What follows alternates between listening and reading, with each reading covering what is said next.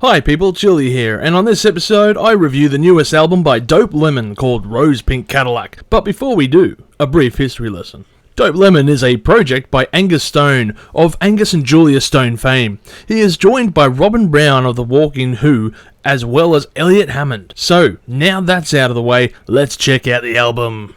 We kick things off with the first song and title track of the album, Rose Pink Cadillac, and the chill vibes kick in as soon as Angus strums the first notes of his guitar. This track is a great opener that paves way for how the album is going to sound. Kids Fallen in Love is the following track, and it is a small change in style. Some steel drums are heard throughout the track which add atmosphere, but it's the bass line that really keeps the flow of this track together. It's a solid song.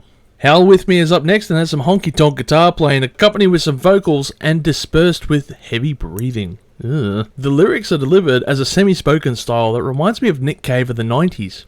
Actually, the whole track does, especially with the heavy fuzz guitar solo towards the end. Stingray Pete is up and certainly has a funky title to suit the funky drum pattern. I feel like Angus was inspired by Gorillaz with this track. That's what I feel anyway. It's a solid track again.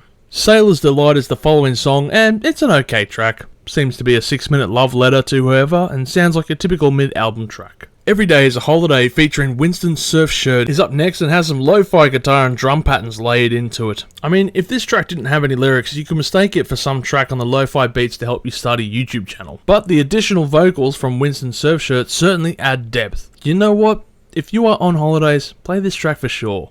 It'll put you in a relaxed mood. Love's Sick Brain is next, and I swear it samples the drum, snare, and pattern from a Sting song.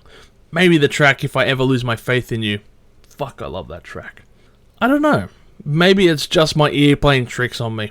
Anyway, it's a decent song. High Rolling featuring Louise Vanille is up next, and I'm sure I've butchered that name. This is a lo-fi track made vastly superior with a guest vocalist this time in French musician Louise, who was also a finalist on the French version of The Voice in 2012. The airy delivery of the lyrics sung in French certainly warmly received. This feels like it could be played at Ivy Pool Bar for your typical coke-fueled Sunday sesh, as one yells out, "Hey, this song fucking rocks. Let me Shazam it." God's Machete. What a track name.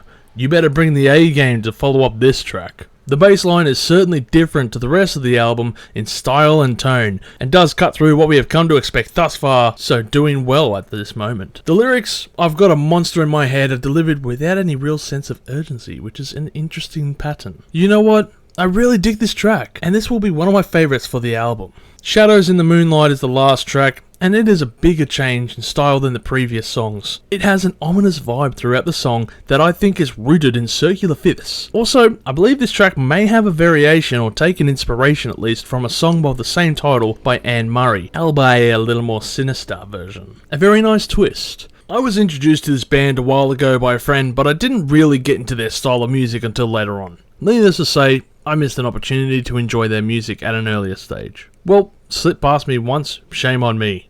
Slipped past me twice. Well, I don't doubt it'll happen again, so fuck. Anyway, moving on.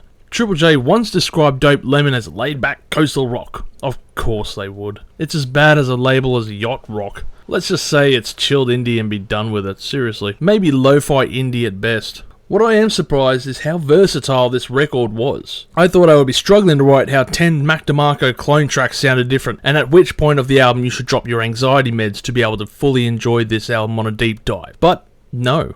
It's jumped from chillax to lo-fi to trip-hop sounding tracks, and the dark ending made for a nice mix. I might sound like another music critic here stating, "Yo, you gotta check this out," but this show is just my interest on music, and I gotta say, I really enjoyed this album. Just a quick reminder that if you're enjoying this, please hit like and subscribe to this video.